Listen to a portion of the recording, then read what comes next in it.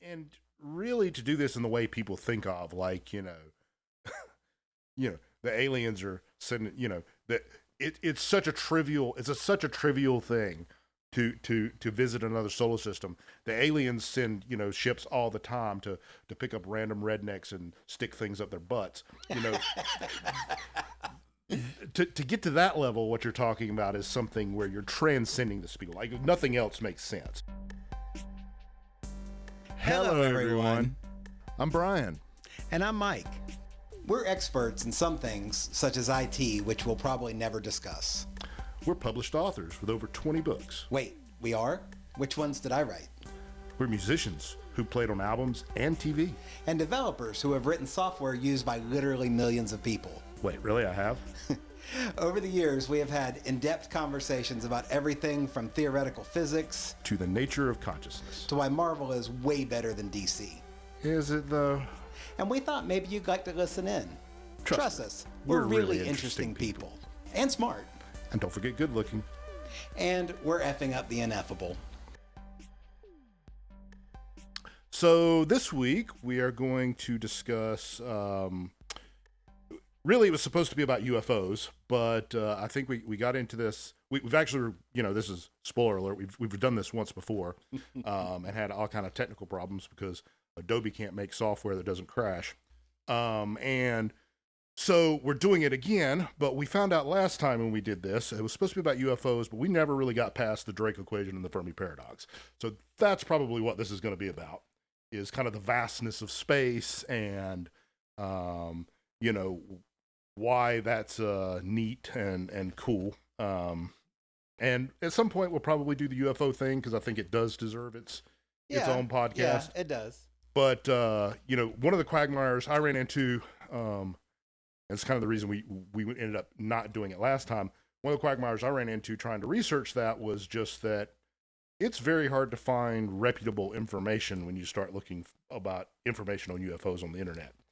Right. I mean, like you said at some other point, I mean, there's a lot of conspiracy theory. There's a lot of tinfoil hat stuff out there. Very rarely do you find any kind of real reputable information. And the little bit that you do find kind of leads you to believe that, most of the time, I'd say vastly, 99.9% of the time, that if anything is reported, it's usually some sort of hoax or misunderstanding or any number of things. So, yeah. I mean, there are legitimate things that are unidentified. I mean, there's a new term for them now. I can't remember what the fucking term is now. But there's a new term for it that's a little more unexplained aerial phenomena or something like that. UAP now instead of UFO. Which makes a hell of a lot more sense and is a lot more less little green men and a lot more we don't know what the hell this is, which is actually what a lot of the stuff is in this. But anyway, this subject this is one I put on the list, and I put it on the list because, for me, ever since I saw the original Star Wars trilogy, not the shitty new one or new ones, but the original, controversy. 4, 5, and 6, I believe, are the numbers. I have loved space, and I've always loved sci-fi ever since then. The space opera, and played a ton of role-playing games over the years about space, and I've devoured books on it, and so it's always been really interesting to me. And space is one of the few things where, for me, it can legitimately inspire awe. Yeah. Like almost every time I look at a picture of the Pillars of Creation, and I think about just how fucking big they are, and also the fact that they don't look anything like that anymore. That was right. How many light? It's a lot of light years away. I think it's like 7,000 light years away. Okay, So it's like that's what it looked like. When our ancestors, were roaming the earth. So every time I just think of those things, it blows my mind.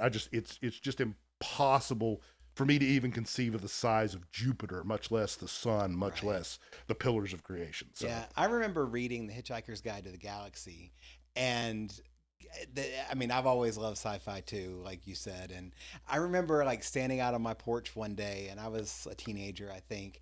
And I lived out in the country where you could see the stars really well, and you could see the Milky Way across the sky and all that.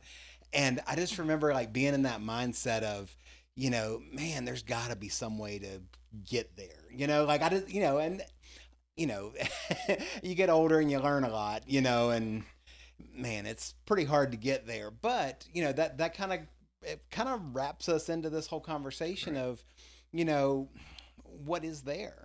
Right. What it feels like everybody has an opinion on whether aliens exist or not, and whether they visited the Earth or not, or there's a lot that's out there that is subjective kind of thought, right?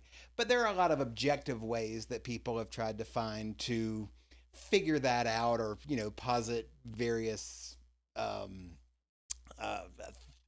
theories as to it's a big subject, right? But is there alien life? And if there is, why haven't we had any contact with them yet? And that's kind of where I think we're going with this conversation, right? And so one of the things that's commonly pointed to for this is the Fermi Paradox and then the Drake equation, which tries to kind of, I mean, I don't remember it's chicken or egg. I don't remember which was first. I actually think the Drake equation was first, but the Fermi Paradox, I think it's best explained with the Fermi Paradox first. The Fermi Paradox is kind of like, there's so many stars in just this galaxy, not counting other galaxies. And then there's such a vast number of galaxies. I mean, the numbers are just, like they're unimaginably huge. It's I don't know if you've got them right in front of you, but they're fantastically large.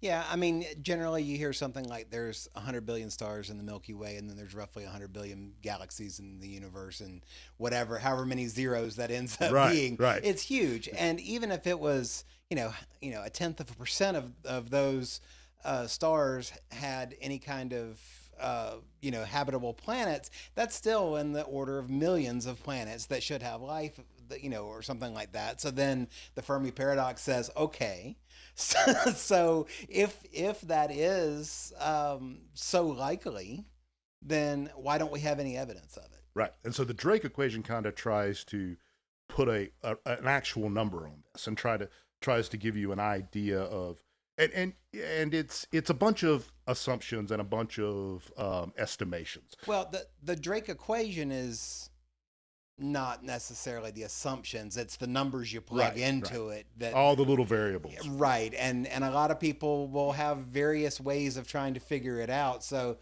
why don't we talk about the Drake equation and what all those variables are? Sure. And then maybe we can talk about what are some of those assumptions, or what are some of the things that people have tried to plug into that equation, and what does it mean when they do? Sure. So, let me bring up, I've got the spreadsheet here because, like I said, I can't leave anything well enough alone. So I actually, man, I love spreadsheets.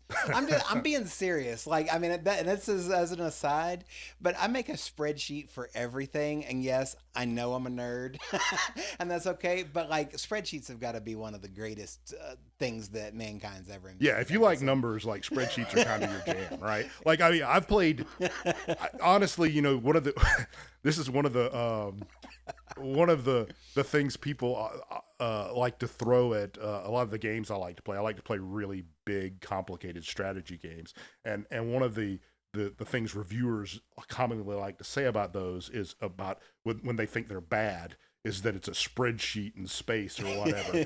And honestly, to me, that's kind of a plus. You're like, that's my game right there. Right.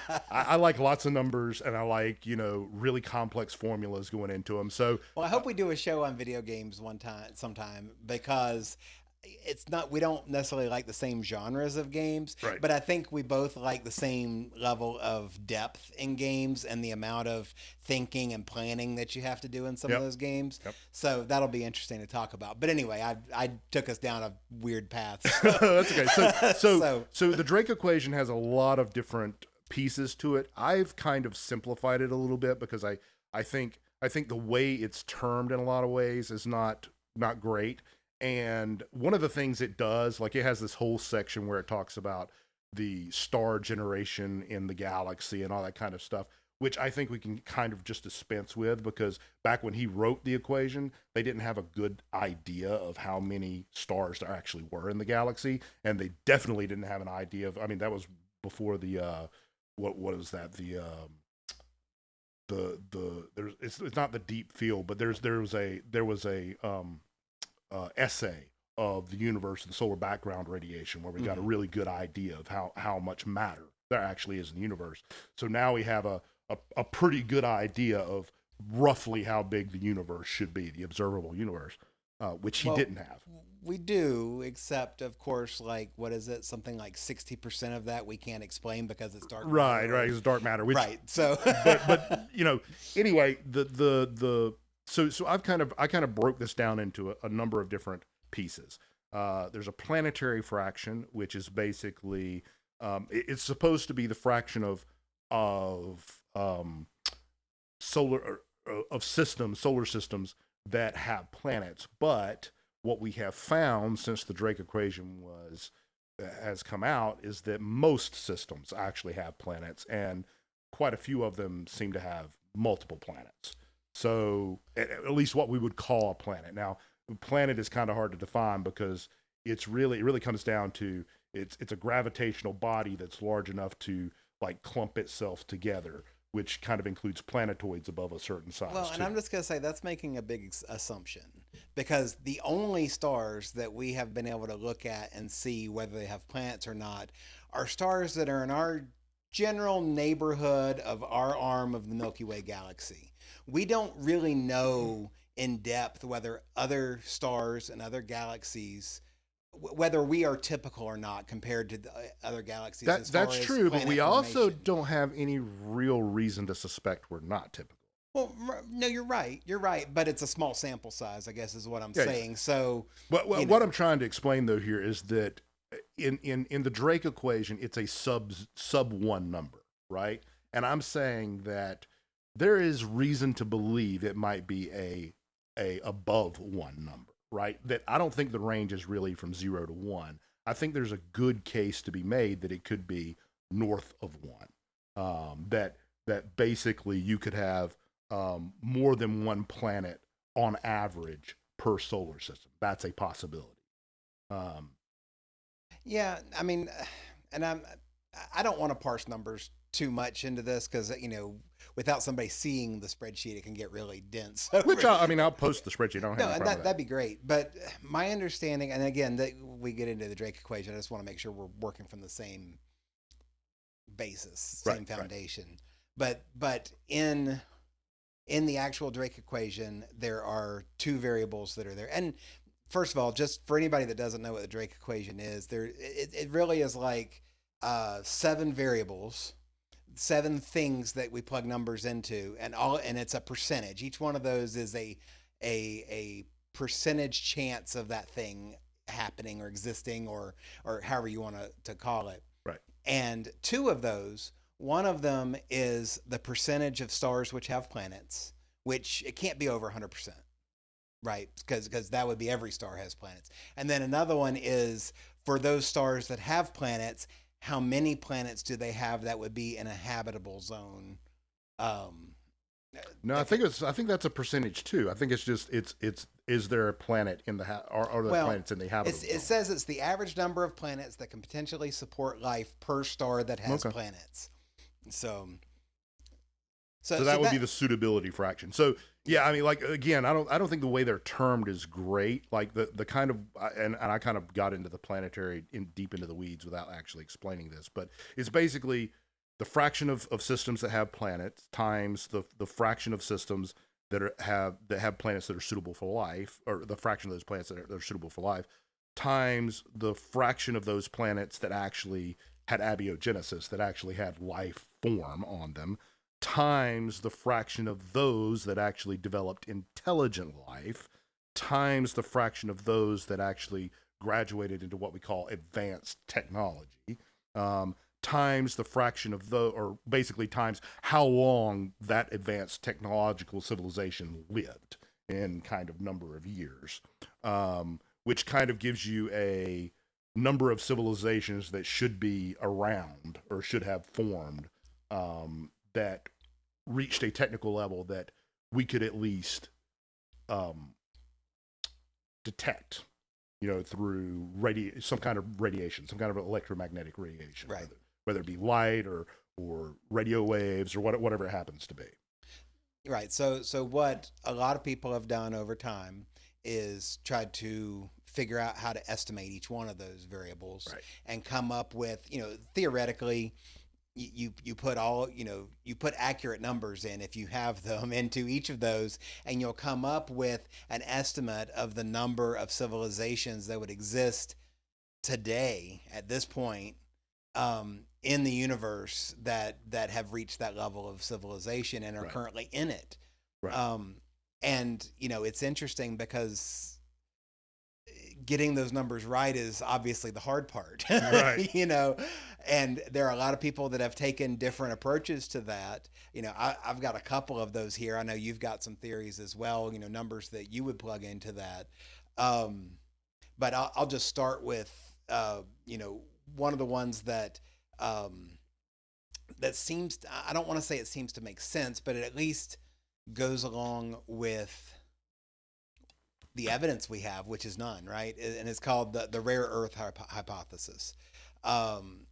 Basically, it's using a number of different estimates. One of the ones I think is really interesting is that the length of civilization, the length of time that a civilization would exist in that level of technology, they only have is 304 years. Right. And that again, it's a very pessimistic view, but what that's saying is that those civilizations that tend to reach that level of technology only stay there for about 300 years, and then something happens and they're no longer in that level of technology. Yeah, and I really think that's a very pessimistic, that's probably the most pessimistic way of looking at that, because like I would point back to, even, you could even really call Britain an advanced civilization that has lasted for over 300 years. I mean, so they're saying basically no human civilization that reached an advanced technology level has ever lasted more than 300 years.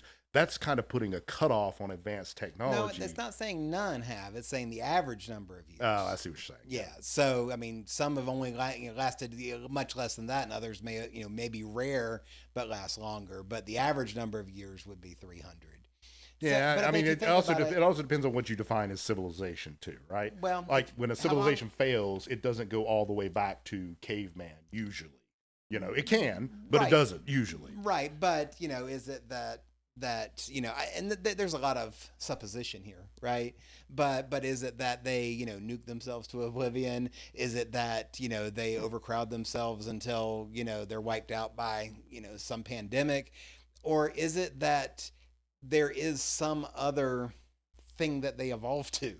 I mean, Sure. there's a lot of things that you could suppose upon there, but again, we agree this is a pessimistic view. But under that pessimistic view, and with the other numbers that were plugged in that particular rare earth hypothesis theory, is it puts the number of civilizations in the Milky Way, and that's something else, is that the Drake equation is It's just the specifically Milky talking Way, about yep. the Milky Way. Yep. You have to then multiply that times however many galaxies there are in the universe. Right. But the chance of there being just one is in the Milky Way, and we are one, is 9.1 times 10 to the negative 13th power. So not only does that mean that we would be, it's just practically I hate to use the word, but miracle, but it's a very, very rare event to have life achieve this level of technology. And that, at least from that perspective, from that particular theory, we very well could be the only ones that exist in all of the universe, given the odds. And to kind of back that up, I mean, I've got conservative and what I call moderate estimates, which most people would probably call wildly, optimistic, but I think they're moderate. But in my conservative estimation, which I used, less total stars than most people put for the Milky Way. My planetary fraction is a little larger than what most people say, but than what most people say, but still sub one. Anyway, going through all those things, even with that, my number of civilizations came out to 0.0019 and some change. So like well less than one civilization in the one. What is that, 1/1000th of a civilization? Yeah, so that would be like one in every 1,000 galaxies. Right. So it's yes, if you're looking at this conservatively, we're kind of a miracle, which I kind of that to me already feels wrong because that kind of goes back into this this anthropomorphic view or that we're special and so that we've always had that we're special in some kind of special way. It's like we're little snowflakes floating out, and I just don't think that's true. I think we thought life was in itself was rare, but then almost every place we look on Earth, no matter how horrible the conditions, we find it teeming with life, which kind of tells me that no, that's really not true. Life seems to be pretty damn common. And we do find plenty of examples of things that will survive in the harshest of environments, like water bears. Yeah, water bears. Little tardigrades, man. Yeah, right. They'll live in lava. They'll live in, outer space. Well, I was about to say in a vacuum, right? Right. So you do find that kind of stuff. But at the same time, what you were describing is a bit of a survivor bias kind of thing, too. I've heard people... you hear somebody tell a story and it seems very outlandish, I had this one rare thing happen to me and then another rare thing happened to me and then another rare thing happened to me. You think, what are the chances? Exactly. And you're like, there's no way that all those things happen. But then you also realize that, well, you wouldn't be hearing a story about a bunch of common things that happened. Right. You're only going to hear the story about the things because they're rare, because it's something that's worth telling. Right. When we look at us as the human race, we can certainly sit here and say, well, there ought to be a lot of other, look at us, we're here, so there ought to be a lot more. But it also could be, if we weren't here, we wouldn't be here to wonder where everybody else was. But then the other side of that equation is that there are, I think legitimately, at least, I'm just going to throw this number out, but I think there's you can at least make a legitimate case for 4 to 5 other species on planet Earth that if given the chance and given enough years, I think would involve what we would call advanced intelligence. And you could start with, say, chimps and bonobos, and you can go all the way to really weird things like octopi who think in ways we don't even really understand, or elephants who have, the idea of an elephant having great memory is not just a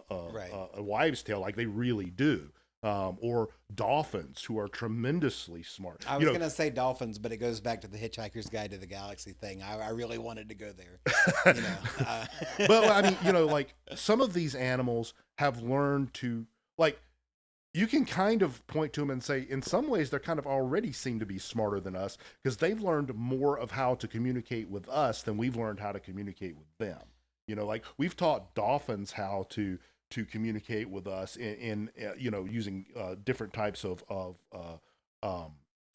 like symbols, and the same thing with monkeys, or not monkeys, apes, but both actually. Yeah. So it's kind of a little bit arrogant of us to kind of put ourselves on a pedestal and say we're the only creature on Earth who's ever going to reach you because we haven't seen it before. And shit, for all we know, there could have been, some creature that doesn't really appear well in the fossil record, or maybe does, and we just don't know enough about it, that already reached our level of intelligence way, way, way back, billions of years ago, and we just never knew it. Yeah, I mean, maybe, but I mean that you talked about what feels right or doesn't feel right. That doesn't feel right. No, and that's I don't. There's no evidence. You can't have an evidence for a negative, right? Sure. I can't prove to you that this didn't happen, but we don't have any reason to believe that there's ever been any other advanced civilization on Earth prior to humankind. So Sure, but the idea that some of these creatures that currently exist won't ever reach that, given enough time and given evolutionary pressure, I think is pretty arrogant. I don't think that makes any sense. I agree. I think that's. I mean, you look at essentially Homo sapiens came onto the scene and essentially took over and wiped out the Neanderthals, right? A lot of people think that you hear when you talk about evolution, that humans came from Neanderthals, but they were really more of a parallel. Well, there's a lot of interbreeding. Like we have that's true we have too. Neanderthal Right. DNA in us because Yes. the assumption is that we kind of raped them and Yeah. But then why did we raise their children? Who knows? But to your point, I mean that if Homo sapiens hadn't been here, then what would have happened with Neanderthals? That they very well could have been that species, and same thing for other similar. I mean, you mentioned apes and monkeys. I mean, we don't know what else might have, could have, would have happened if humankind hadn't been here. So yeah, absolutely, it could have happened. But then that kind of goes back to that question and back to the sorry, I'm stumbling. The Drake equation, is Earth unique in being able to provide that type of environment for that to happen? I mean, we have visited other planets and satellites within our solar system and have yet to find any kind of. Sure, but the counterpoint to that is that I'm not even sure we know what to be looking for. Like we're specifically looking for life exactly like it evolved on Earth. And we don't know that that's the only way life can evolve. We don't even know that that's the most common way for life to evolve. Like, there are all kinds of other, base elements that you could base life on besides carbon, silicon, for example. So it's not obvious to me that when we do find life, we're even going to recognize what it is. Right. I mean, one of the things, when we talk about the Drake equation, and we're talking about the level of technology that somebody is going to, we're talking about electromagnetic radiation that we can detect. Right. Well, what if an intelligent species somewhere else develops technology that's not based on electromagnetic waves? What if it's something else that chemical signaling or something? Right. Or some way of bending light, or, something. That's still electromagnetic waves. Well, yeah, okay. I mean, we don't think of it that way, but it is. I mean, it's just a different. We can talk about the duality of light and photons if you like. I mean, it's considered part of the electromagnetic spectrum. So well, it is. But anyway, the point being though is that it's not necessarily that we're going to pick up radio waves or electromagnetic waves of any type. It could be that it's some other way of communicating that we're not. Well, I mean, you talked about telepathy. You talked. Well, now we're getting back into UFOs. You talked about dark matter and dark energy. I mean, who's to say there aren't creatures made of dark matter utilizing dark energy? Like we would never be able to detect them because we have no idea what that absolutely what it is. Yeah. So I think this idea that we're going to recognize life immediately when we see it is kind of foolish. I think there's if you really we I think we went into this in another podcast as well, but when you really get down to it, it's hard to even define what life is. So trying to define what it should look like, I mean, you first kind of have to really know what it is before you know all the forms it could possibly take. No, you're absolutely right. And that's kind of the difficulty of this. We expect, when you ask somebody what an alien is, then typically you're going to get some sort of version of something that we have on Earth. It's going to be the little green men, but they're going to have 2 arms and 2 legs and 2 eyes, and maybe they're shorter, maybe they're green, but they're still humanoid. Or they're going to be some insectoid creature, or some mammalian creature, or some. It's one of the things that really annoys me about sci-fi these days. It's one of the reasons I can't watch a lot of sci-fi anymore. but it's one of the things I really like about the cosmic horror genre.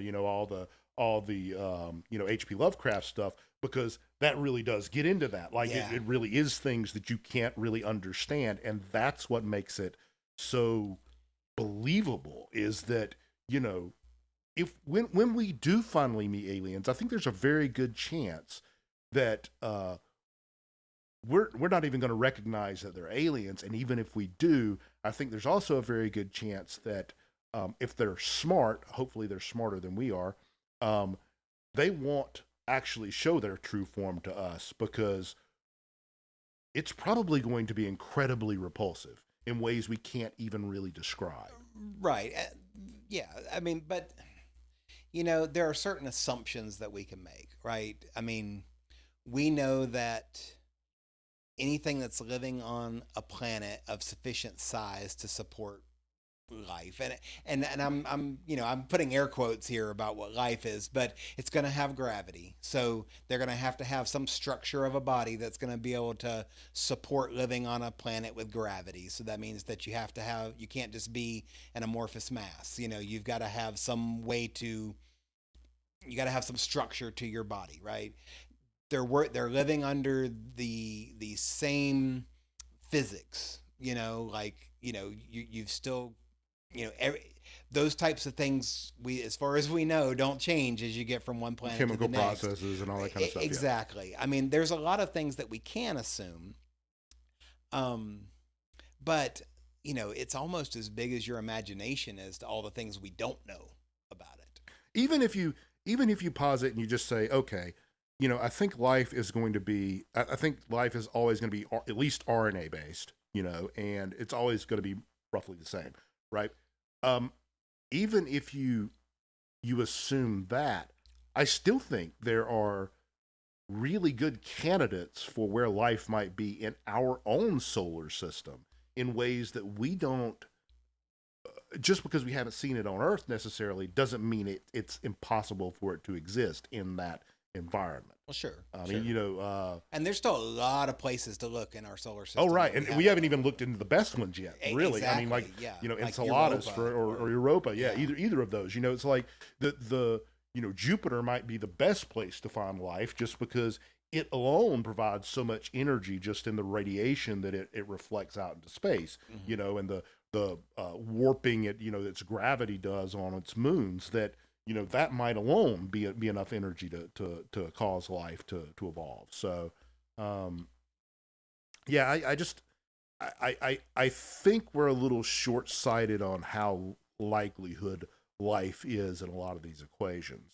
And so that's one of the reasons, like in my moderate stuff, my moderate equations, the numbers get so huge. Like just for the Milky Way, the number is, the number of civilizations is 1.92 times 10 to the 11th. That's a huge friggin' number. If you've had that many civilizations in the Milky Way, then you've got to start asking the question, then the Fermi Paradox really does become something. Why have we not seen any of Yeah, these? but that number's bigger than the number of stars in the Milky Way. So, like, what are you trying to say with that? Well, so here's where this comes from. So, first of all, the planetary fraction is high. It's 2. Okay. Mm-hmm. So you're saying, on average, 2 planets for every star would have for the average solar system. Yeah. For the average solar system, you've got 2. Now that doesn't mean they're suitable. That just means sorry. Every star has at least 2 planets, and the suitability fraction is 0.4. So 40% of those are suitable for life. Okay. And then now, I'm just sorry to stop you. I just want to understand your numbers. So typically, when we think of the Milky Way and when we look at other nearby stars, we talk about the Goldilocks zone. It's right. the not too hot, not too cold. They're in the sufficient distance. Again, though, Jupiter's not in the Goldilocks zone. No, you're absolutely right. You're absolutely right. So your assumption when you say 40% of all planets that they are suitable, what you're saying is that you're expanding what we think of as the Goldilocks zone. I don't think the Goldilocks zone is really valid because it's based on life evolving in the exact same way that we did on a planet with the exact same, temperature range. And that just doesn't even really seem like something that's important. I mean, we've seen on this planet life has evolved in temperature ranges wildly outside of that. Well, we have, but there is, at least for life as we know it, part of the reason that we talk about the Goldilocks zone has to do with water. Now, Liquid water, yes. Right. Because, you have to be somewhere where water can be liquid. So we're talking about between 0 and 100 degrees Celsius for some portion of the But year. again, we already know that there are moons of Jupiter that have that. No, you're absolutely, yeah. And that, so, yeah, I get And they're that. well I outside get the that. zone. Yeah. Right? So again, I'm not questioning you. I just wanted to kind of explain and talk about what your number meant and how to take that into context. Right. So, And to be honest, I'm also kind of assuming that there are ways of life coming about that we don't actually understand or know about. So I'm assuming that there is, I kind of believe it's possible if say a tardigrade can survive in a vacuum of space. I think it's possible something might actually be living in the vacuum of space. I don't think it's impossible for that to exist. So I'm not necessarily convinced that any of the things that we necessarily think are a prerequisite for life to exist are actually true. I kind of think you have to break it down to a much smaller level. Like you need an energy source. You need a certain number of organic compounds, and those things have to combine in a way that we don't actually understand yet. right. And then there has to be something to sustain it because, again, Sure. Physics still works everywhere. Sure. So, and if you believe in physics and you believe in thermodynamics, then you believe in entropy, Right. and that, you've got to have some energy into the system to keep it stable, Right. however that is. So, typically for humans, we're talking about food, right? Right. But we know that not every creature even, they don't necessarily eat. I mean, they take in energy, Right. but obviously plants don't eat the same way that we do. Sure. They get energy from the sun, and it's a chemical process in which they use to grow. They draw nutrients from the ground and water from the ground, and through chemical processes they convert that. Right. So and we know that there's a lot of different species of different types of life that do that a different way, but you still have to have that, which means that when you talk about something being the vastness of deep space, in a vacuum, you'd have that there's some process that would still have to feed energy into that Sure. creature, however it is. Sure. And that's one of those things that I don't know how that would work, but Yeah, I mean, I guess the kind of thing I'm thinking of is more like some maybe microorganism living on comets, right? Maybe there was Sure. something that had evolved from something, and whenever that comet was formed, it just happened to get brought along for the ride, and it evolved to live off of whatever compounds, actually exist on the comet. Is it going to last forever? No. I mean, eventually the comet is going to dissipate into space, or it's going to hit something or whatever. But for some period of time, this eventually thing might there'll live. be a heat death of the universe. Right, So right. So, but so my numbers are, I call them moderate. I know most people call these, very optimistic. Mhm. But I think, even if you use the conservative numbers, which again, my conservative numbers for the Milky Way are 1 in 1,000, galaxies Right. has an intelligent life form. If you multiply that to the universe using the exact same numbers, all the exact same numbers, you're just increasing the number of stars, basically. Sure. Yep. When you do that, you end up with 38 billion, I believe that is. It's either 3.8 billion or 38 billion. I can't read from here that many how many It's a lot actual of zeros, digits we got. yeah. But there's a lot of numbers there. There's a lot of civilizations then. So then you still have to ask the question, where the hell are they?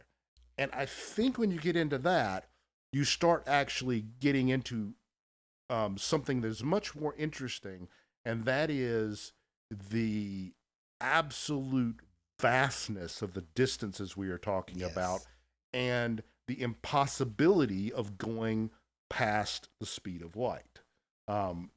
or even reaching it. You know, if you're still going with Einstein's equations, you know, it's this whole idea, as much as I hate to admit this, because again, this is why I like this subject. As much as I hate to admit this whole idea of being a space trucker and, you know, going from even system to system, not much less galaxy to galaxy, hopping across and, you know, the intervening light years, you know. And you just need to find that convenient wormhole to. you got to find a bunch of them, you know, Right. like it's so completely unlikely. I mean, it's any way you think about this, it's the distances are so large that I mean, our only real chance of ever doing that, I think, is transcending our meat bodies into something that doesn't decay. Yeah. You know, it doesn't. The idea that you're going to get a generational ship and you're gonna accelerate it to some fraction of the speed of light, and you're going to reach some distant, you know, star, even 4 light years away, you know, which is, what is that, Alpha Centauri? It's like, Well, yeah. So to give perspective on how the vastness that you're talking about. So Proxima Centauri B is the closest Earth-sized exoplanet that we've found. Okay, and it's about 4.2 light years away. The fastest spacecraft that we have built thus far was the New Horizons probe that took pictures of Pluto, you know, not that long ago. And it travels at about 52,000 miles per hour. Okay? It's pretty fast. For it to go to Proxima Centauri, it would take 54,000 years to get there. I mean, that's...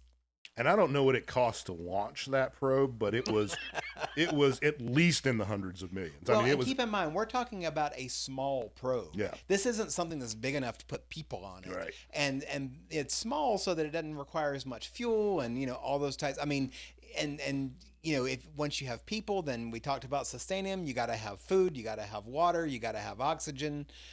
You got to keep them from killing themselves. Like that's really not discussed enough. Like, you know, even with Musk's stupid shit about going to Mars, like, people don't talk about this enough. They tried this once. There was a what was it, Earth 2 or whatever. They had this little habitat. Oh, they right. stuck people. Biodome, Yeah, they stuck people in and just sealed it up and was like, you know, hey, you guys live for a few years, you know, in here and be happy. And they always failed, and part of the reasons they failed is because people fucking hate each other. Like, they wanted to fucking kill each other. People can't get along in an enclosed space. Yeah. It's hard to even get along with your family if you're cooped up in an enclosed space. And you love them, presumably. Yeah. You know? Yeah. So to your point, you know, and what we talked about earlier about UFOs, you know, when we talk about aliens, you know, we haven't discovered any technology or a way to bend physics to our will to travel to the nearest exoplanet that we're aware of anywhere close to within our lifetime. So to make assumptions that other societies that are capable, even if they were capable of producing electromagnetic waves, which we haven't found, right? But even if they were, to think that they've made the jump from that to being able to travel, you know, near light speed, it is a huge jump. I mean, that's something that we don't even have an inkling of how to do. Like we can't even get to a tenth of the speed of light yet. So, you know, there's it's science fiction, you know? And really, to do this in the way people think of, like, you know, the aliens are sending, you know, that it's such a trivial thing to visit another solar system. The aliens send, you know, ships all the time to pick up random rednecks and stick things up their butts. You know, to get to that level, what you're talking about is something where you're transcending the speed. Like, nothing else makes sense. And you would have to do it, you know, cheaply. You know what I'm saying? Like, it's not an expenditure. It's like, you know, going and visiting the Hamptons or something. You know, yeah. And doing that requires, it requires some real big loophole in physics that we don't even have an inkling of. You know, like what is it, Abercrombie drive, the black hole drive that they talk about, where you basically create a small singularity and you essentially pull space rather than accelerating the ship. That's not even really in the like that. I don't even know how that gets you to that speed. You know, it's you need basically Star Trek or Star Wars instantaneous, you know, blap blap, and they're there. You know? Yeah, and that's, you know, there's a lot of technology that we will see, and it's become so ubiquitous in science fiction that we feel like we ought to be practically there, and a warp drive is one of those. You know, and it helps in the narrative, because if it really takes 50,000 years to get from one star to the next, then you've lost a lot of what, you know, science fiction is trying to do. There has been some very, very small advancement in like warp technology that has happened, but we're talking about on a molecular level, and we're talking about moving microns, you know. But to the point that you're making is the idea of, rather than moving across space-time at a continuous speed, in which we know that we can't move faster than the speed of light, instead we bend space-time around us, so that if we shrink the space-time in front of us and stretch it behind us, then we're essentially moving on this wave of space-time where we're not traveling in a straight line, if you will. We're riding a wave on the space-time, and we continue to bend it in that way. That's something that can be done with gravity and with essentially anti-gravity. But again, it is something that has only been done on very, very small, and I said molecular, that's even too big. It's been on like the like particle level. We're talking about like electrons, you know, that sort of thing. And again, only for microns of a distance. So yeah, I mean, I still don't even see how that's going to work for much faster than like a constant acceleration of 1g. Like if you think about it, if you create an artificial wormhole in front, or an artificial singularity in front of your ship, it's going to exert a gravitational pull on your ship. So it can't really go above a certain level before it starts spaghettifying your ship.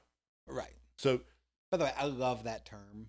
I mean, that it's an actual scientific term, spaghettification. Yeah. And I just think it's hilarious. So for anybody that doesn't know, it's basically once you get close enough to a gravity well, such as a black hole, then the idea is it begins to stretch you, because there's much more gravity on the part of you that's closest to it than the part of you that's farther away from it. And it's that difference in the gravity level just across your body. It stretches you. It turns you into spaghetti. Right. It's basically the thing that's happening to the moons of Jupiter, just on a much more powerful scale, because you know they have the different, you know, the most of the moons are tidally locked, and the difference between the gravity on one side and the gravity on the other causes, you know, tension in the crust, and that is actually creating heat, which then causes them to have the liquid water underneath, even though they're so far out from the sun. But I mean, in that kind of a drive, you don't even have to get to that point before it becomes kind of impossible, because at some point it becomes above 1g, and when it becomes above 1g, now it's uncomfortable, right? When it comes up above about 6g, well, you can't survive that very long, right? So I just don't see any way. I mean, I guess I would have to work the math on this. I guess a constant, and I think I've seen this done somewhere, a constant acceleration of 1g gets you to pretty close to the speed of light in a reasonable period of time. The problem is the amount of energy it normally takes to constantly accelerate you to 1g, which you do get around if you're using, you know, if you're pulling space-time rather than, you know, trying to accelerate a mass, you know, because when you're trying to accelerate a mass, the closer you get to the speed of light, the more actual energy it takes to accelerate that same mass Right. closer to the speed of Right. light. And presumably, if you're pulling space-time, the amount of energy it takes is fairly constant. But it still just seems to me like a pipe dream. It seems like there's Well, it's still science fiction. I mean, that's the main thing. I mean, it's so easy to, again, when we talk, and it's a little bit of a tangent, but you can watch almost any space movie, TV show, and you see warp drives and phasers and shields and other stuff like that, laser guns that they just don't exist yet. And probably some of those probably never will exist. I mean, laser guns in the way you see them as pew pew weapons will probably never exist because that's just not how lasers work. Well, exactly. But they're so ubiquitous. We see them over and over and over again, just like alien life forms and other things that it's easy just from popular culture to believe that, well, if they don't exist, we must be close because everybody agrees that they're going to, And it's on some degree, it's really kind of hard to argue with that because you'd be hard pressed to look at a lot of things in science fiction of the past, which we haven't done or haven't figured out how to do or aren't close to figuring out how to do. I mean, back when Roddenberry came up with the idea of tricorders, that was, that was crazy talk. But, now we carry them around in our pockets essentially, and they do a hell of a lot more than just be a tricorder, Now, if we can just figure out how to, teleport. Well, now that's a whole nother thing because if you really think about it, the way teleportation is done in Star Trek, I think you're really just murdering yourself and creating an identical copy on the remote side. So you talked about the generational ship and how you would get somewhere else. And the first thing that popped in my mind, and I know at some point you would probably like to do an episode on this, but it's the idea behind uploading your mind and then downloading it into a body somewhere. It's kind of like what's that TV show and book that it's a really good book. I read the book and the TV show was pretty good too, though they changed it. Gosh.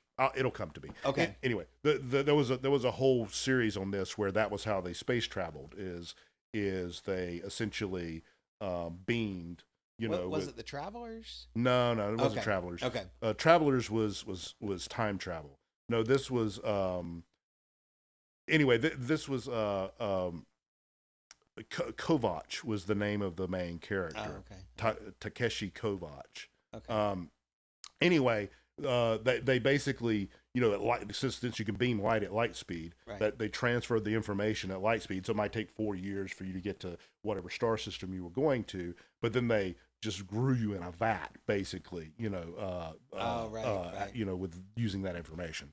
But yes, I mean, that is one way of doing it. But then again, I think if you really think about this very long, you have to come to the conclusion that that's not you. That's not the thing you call you. There has to be continuity of consciousness, I think. I mean, if I think about this and I think about it, and I've thought about this a lot, if I create a clone of me, that's not me. I'm not going to be thinking and looking out of two sets of eyes at the same time. Right. So that's somebody else and I'm me, right? If I then kill me, I'm still not that guy, right? You're right. Yeah, so I think that brings up, I think, kind of interesting point is that, when we think about if we're ever going to meet aliens, right, or extraterrestrial life, I think that we assume that it's going to be some flesh and bones kind of creature, whatever it is. It might be technology. Mm-hmm. One of the things that I had seen that was posited as far as how we may explore the galaxy, the universe, is not through, sending people all over the place, but instead creating thousands, maybe millions of tiny little probes that may not be any bigger than your thumb, that we can get into space, release and let them go all different directions with some way of communicating back to us, video, whatever, and that we can explore all the corners of the galaxy that way and find what's interesting, and then only then find some way to go and, look at the really interesting tidbits of of what's out there. So, something like that, or the idea that you have data that is somehow, you were talking about, whether you can upload your mind and download it into something, maybe it's data that you run into rather than a living, breathing creature. Right. It's some technology with data associated. I mean, even when we sent the first Voyager probe, and we sent a gold record Right. that had data on it. It was information about us, about what was important to us. And part of kind of what described who we were and how we thought. I don't think it's unreasonable to think that maybe that's the same kind of thing that we would encounter from somebody else before we would ever encounter any actual living. Yeah, I mean, this is almost like the, you know, Contact, the Sagan book, and the movie. Yeah. Oh yeah. Yeah. Absolutely. Where it was basically just a signal that, hey, build this fucking machine, and then the machine creates this like wormhole thing that takes you, through all the corners of the galaxy. I mean, this kind of runs into all kinds of things. Like, there's the idea as well that I kind of subscribe to at this point after doing way more research on this than I ever want to admit, that it might not be us at all. It might be our creations that end up going to the stars. Right. AI doesn't have any of these problems that we have. Right. It can survive high G forces. It can be in a much smaller space potentially, with the same level of consciousness. It can potentially split off a consciousness. It potentially doesn't even need to be conscious, to do all the things it needs to do. So, it's I think very likely, probably more likely than we're going to explore the stars, that either our quote unquote offspring or some weird hybrid of us and our offspring, ends up exploring the stars. Yeah, and that, I mean, I don't think it's unlikely. When you think about that, you think about the great lengths that we go to be risk adverse. I mean, even the risks that we take are very, very calculated risks with human lives. If you have a way that you can send something that it's practically human-like and can reason and can, make good decisions without needing food, without needing sleep, without aging, why wouldn't you send that instead? Especially if you can still collect the data. And yeah, I mean, and if you look from a moral perspective, if it was something that wasn't quote unquote conscious, if it was something that wasn't capable of suffering, then you don't even have to worry about whether or not it lives or dies. You can just keep firing the things off into space using different mechanisms, and if they blow up, who gives a shit? It's just you lose a little money and you go on to the next thing. Yeah, it's kind of funny. We were talking about movies and books, and I was thinking about Interstellar. And have you seen Interstellar? Yeah. So, the robots that they take along with them, right? That they were made for that work. And I know it's science fiction, but you actually, when you talk about the morality of sending an AI in to do something because they don't suffer, I think that there's some line there where I think that at some point it becomes immoral. The more human-like they become, meaning whatever AI or whatever, the more human. Because I can remember watching that movie and thinking, spoiler alert, when one of them sacrifices himself, that you don't just think of it as a ship flying itself into danger. You're thinking of it as a being that's doing it. You know what I mean? And maybe it was, it's a movie and it's anthropomorphized, I'm sure. But at the same time, it's not unreasonable to think that the more human-like anything like AI and, what we consider, classic robots or whatever, the more human-like they become, the more human-like they act, the more that we're going to feel immoral in sending them into dangerous situations. Yep. And that, I think that's actually kind of a trap too, because we have to, like, morally, you have to really consider, is this thing experiencing things? Like consciousness is a big subject, but if you look at it from the perspective of consciousness is what it's like to be something, then you have to start kind of thinking, okay, is it like it to be Microsoft Word? Is it like something to be Microsoft Word? Yeah, right yeah. now? What is it like to be a chair? Right. Yeah. And if the answer that comes back is, you know, is this thing capable of suffering? Is it capable of feeling something when it's cut off? Right? Then it becomes immoral to harm it. But if it's not, if there is no suffering involved, then it doesn't really matter how human like it is. It could be this great collection of algorithms that can, kind of pretend to be everything we think of a human being, but doesn't actually feel anything and doesn't actually experience anything in any real kind of way. And then it's not immoral to trash it, but it's going to feel like it is. Yeah, yeah, and I think it's because they're being anthropomorphized. Even if it's not capable of suffering, the more human like it is, the more you're gonna feel like it's human like in that way as well, and that it can suffer or that you're doing something bad to it rather than using it as a tool, right? So bringing back around to the Fermi Paradox. And the Drake equation. You gave a couple of very wide ranges. The one civilization in every 1,000, according to conservative numbers. Your moderate numbers were much more prolific. But obviously, and as you said, if that number is even close to correct, that really brings more emphasis on the paradox of part of the Fermi paradox.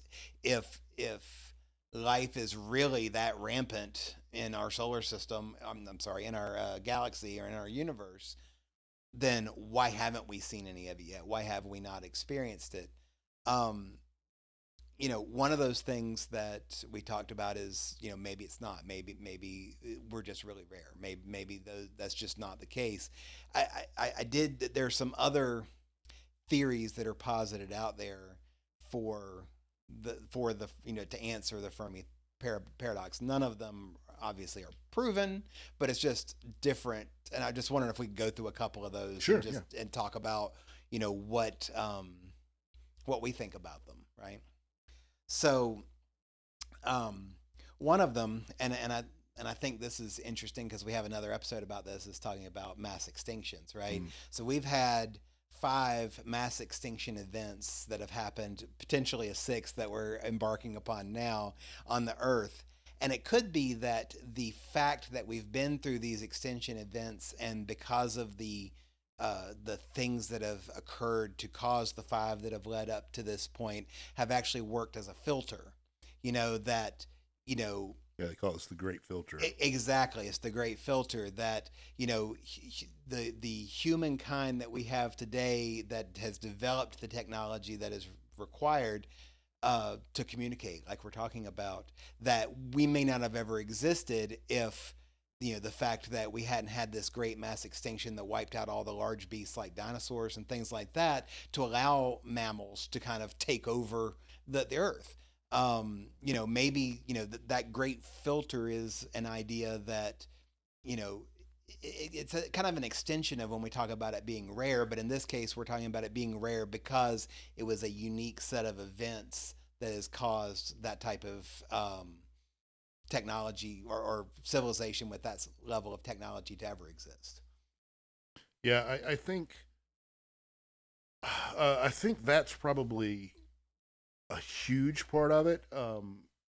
In any case, because it kind of doesn't matter how many of them come to being. That there's so many things that can go wrong that can cause an entire world to be essentially reset back to bacterial life, from super volcano eruptions to huge meteors to global thermonuclear war to just rampant bacteria or virus bioweapon kind of stuff, to just destroying your habitat.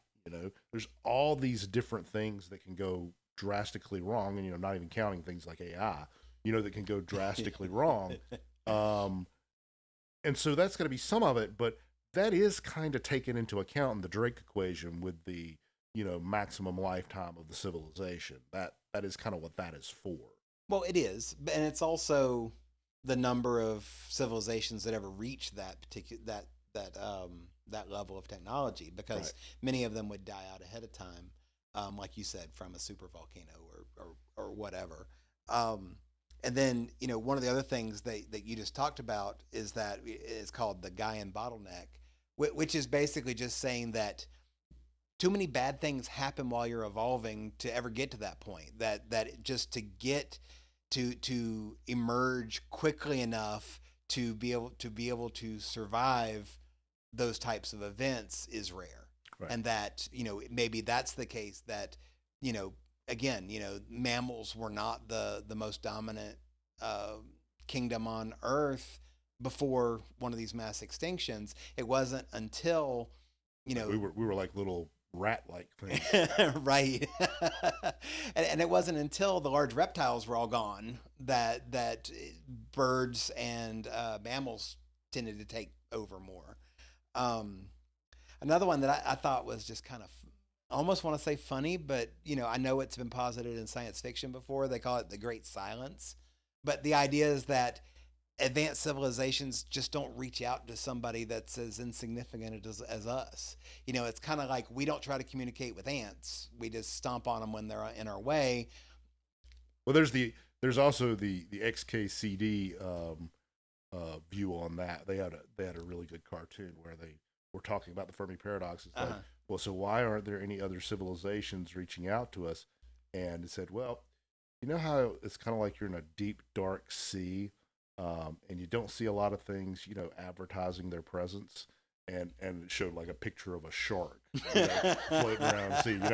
I mean, I think to me that seems kind of silly, because on the one hand, any sufficiently advanced technological civilization is probably going to be an apex predator, which means they're probably going to be essentially a violent creature, evolved from a violent creature. Right. But on the other hand, if they stay that violent, they're probably going to kill themselves before they ever get to the point of so it was just kind of like what we're doing. Like that's the hurdle we're trying to get past right now, is that we're so self-centered and violent that we're having a hard time not destroying ourselves before we ever get to something good.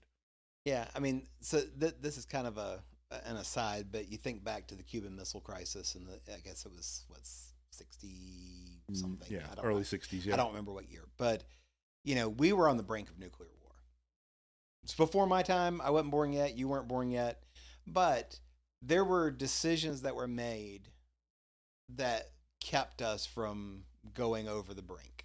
From both sides, actually. Absolutely.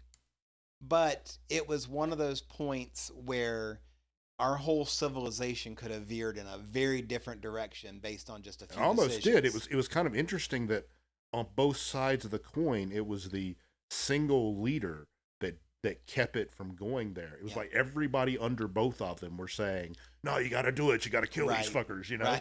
and like both Kennedy and was it Brezhnev or Khrushchev or whatever? Yeah. One of those were, they were both like, I don't really, Khrushchev, I think. I don't really want to do this. I don't want to die. Right.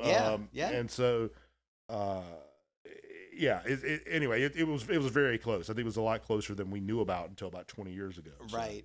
But that's the thing, you get to those points where you're on the tipping point of something drastic that could happen that could really wipe out your whole civilization. We wouldn't be sitting here talking about whether we can communicate with other civilizations. How many other civilizations have existed that made different decisions that wiped themselves out? Well, we don't know.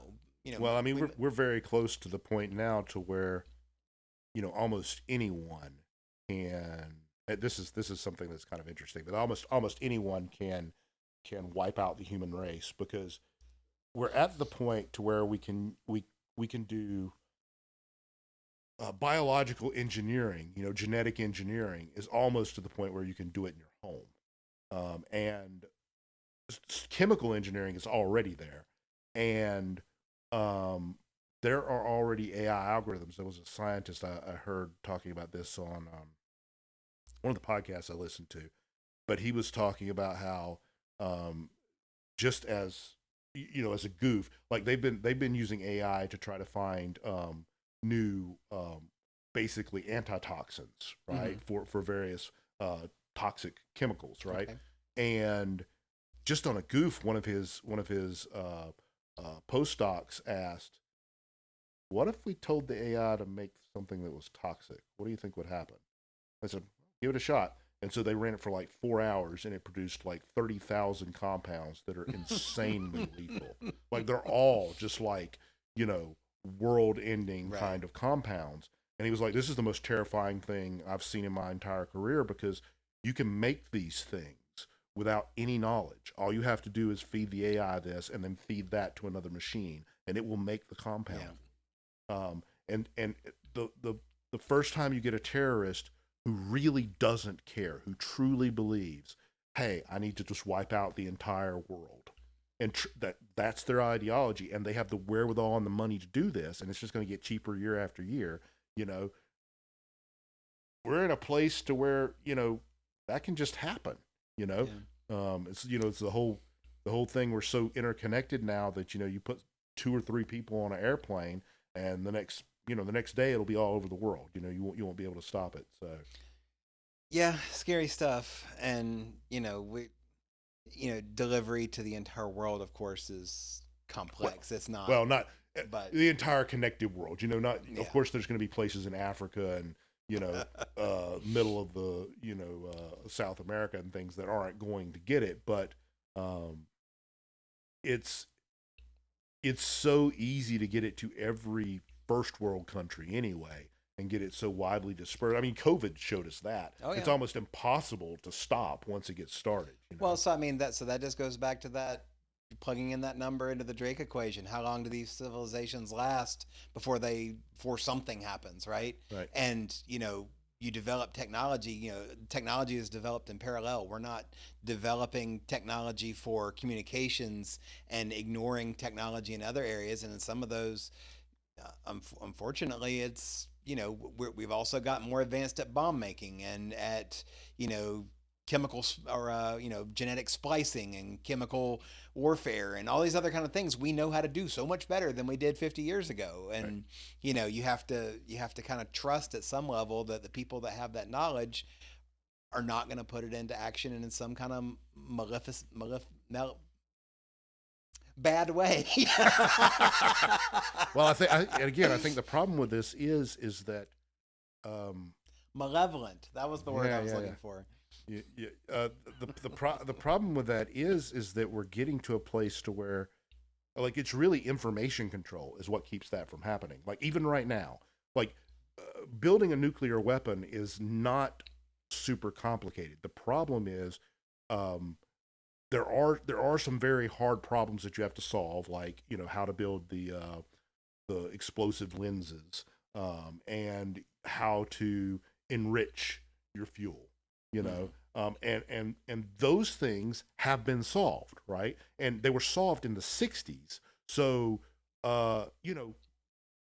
it's pretty easy to do with modern techniques. The reason people aren't doing it is the information is, one, behind closed doors, and two, the materials are kept behind closed doors. Well, with something like bioweapons or even chemical weapons, in a lot of cases you can't do that. Like, you can't tell we're literally building AI systems now to where we're telling them don't generate certain things. Right. Yeah. It's like we're building guardrails, but you can get around those guardrails a lot of times, but imagine you were an AI that didn't have this constraint, Right. And the AI goes, oh, well, in that case, So it reminds me, and I know we talk a lot about movies and books and stuff like that, and I really like that. Kurt Vonnegut, Cat's Cradle. I don't think I've ever read that book. I think I'm probably confusing Vonnegut with somebody else. Yeah, I was going to say the only Vonnegut book I've ever read was Fahrenheit 450, or was it 451 Yeah, or whatever? Yep. Is that Vonnegut? I think so. Okay, I hated that book, so Oh, okay. I've never read anything else by Vonnegut. Well, and I'm beginning to wonder, and yeah, it is. Yeah, I've got it on the bookshelf back there. The idea behind it is that somebody develops Ice 9. Okay, so Ice 9 is this. It's essentially water that is a different.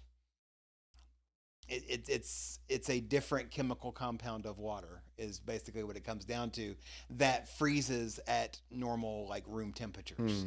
And the idea is that when it causes a chemical reaction with other water that basically turns other water into Ice 9 when it comes in contact with it. So the idea that somebody could dump a vial of Ice 9 into the ocean and freeze all the oceans, and you know, or if you drink it, then it suddenly freezes all the water in your body, Yes. or you know, things like that. So it's the old chain reaction thing. Yeah. Exactly, and that's kind of what it's about, is terrorism in that way. And you know, but that's kind of what you're talking about, right? It's that, you know, we're getting more and more knowledge on how we can affect the whole world with something, whether it be chemical or biological or nuclear or whatever. And, you know, it having access to the information. There's also the materials. Obviously, you know, like you said, I mean, it's really hard to go get enough uranium to go blow anything up.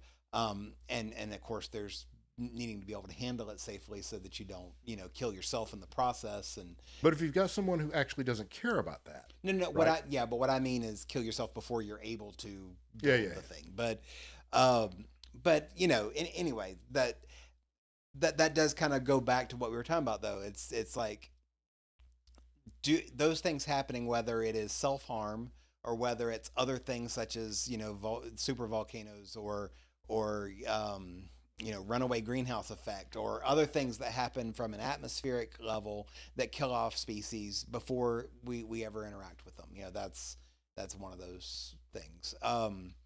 Then another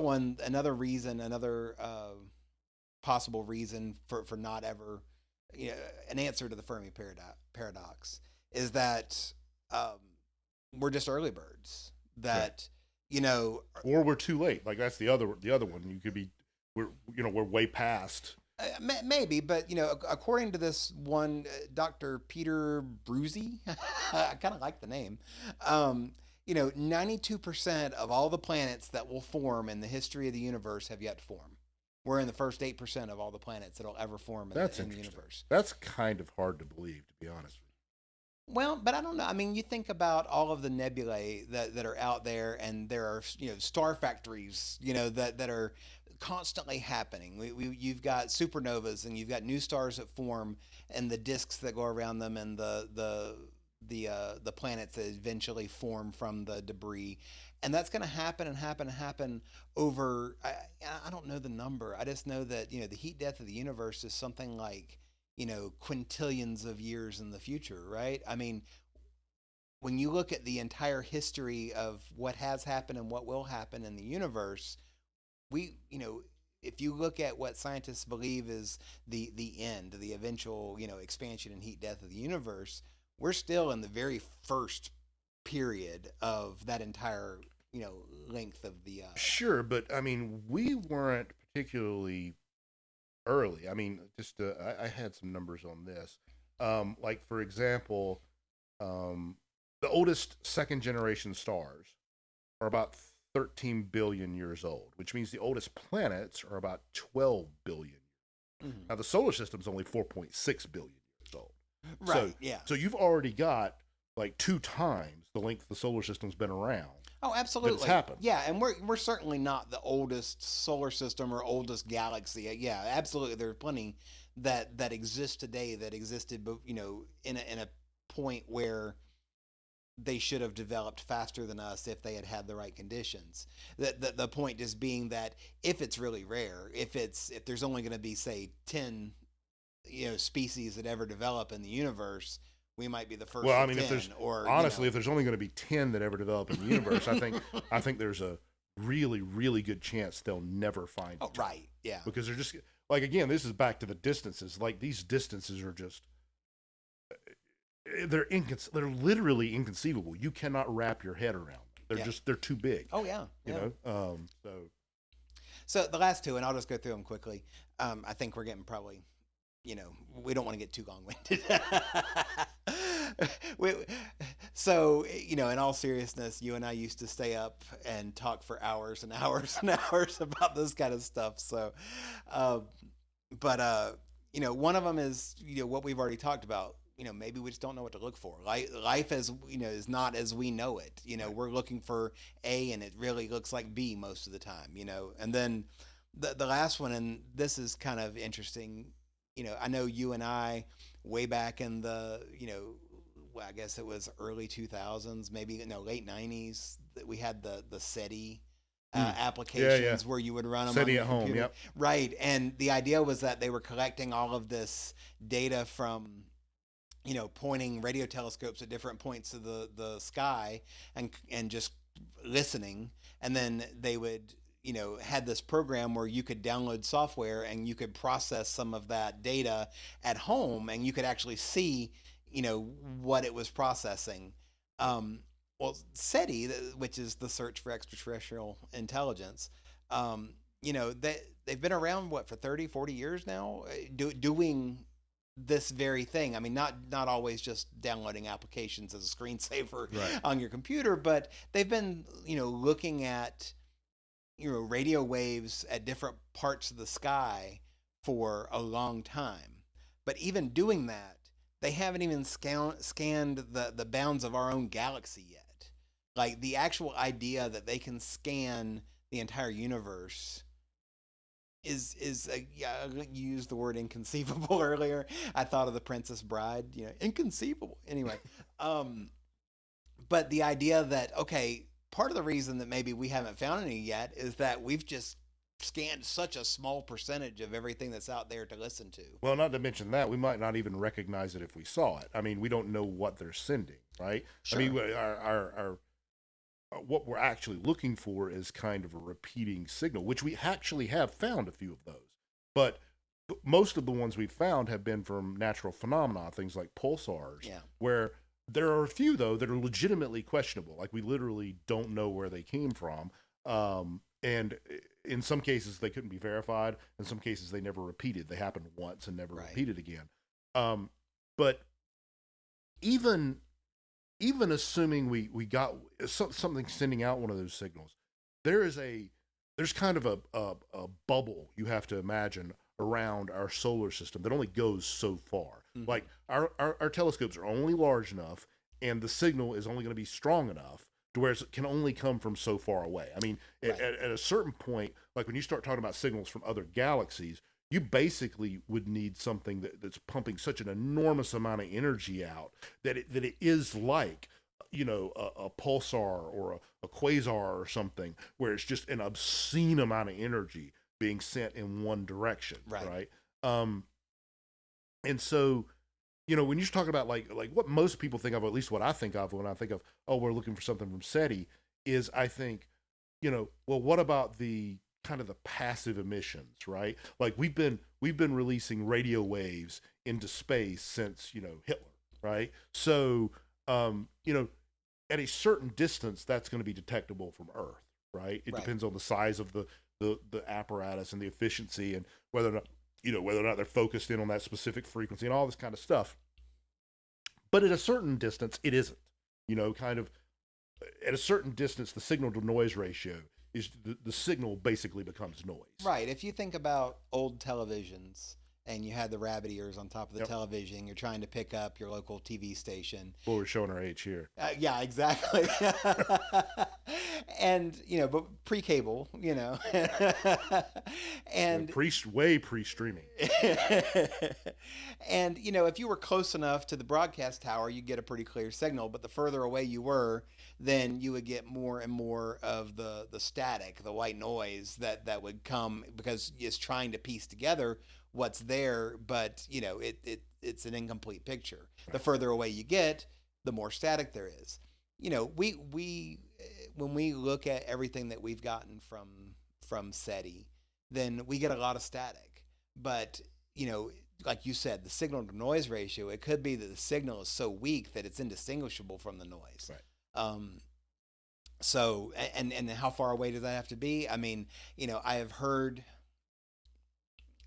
I want to say this is probably anecdotal, so I don't know the accuracy of this, but I have heard it said, something along the lines of, when I think it was the first Voyager was launched, that there was, it has the ability to pick up, waves, and that they were able to pick up, and I want to say it was the Honeymooners or I Love Lucy or something like that, from pretty far out, like, as far as like Jupiter or something like that, that was, residual electromagnetic radiation from the Earth. Right. But even then, I mean, that's only as far as, two planets orbits away from us. So Right. when we're talking about something that would be outside of our solar system or even, outside of our galaxy, it's not likely that. Yeah, and I mean, it's if gonna go it's that far. built to do that, like if, for example, taking Voyager or any of the other spacecraft we sent out, they've got directional antennas pointed directly at the Right. Earth, and we've got directional antennas pointed directly at them, and we're operating over a very specific frequency. You can really boost the signal a lot just with that. Like, Sure. it doesn't have to be a very powerful signal. You know exactly where it is, and both antennas are pointed straight at each other, and you can get a good data rate for a long distance with that.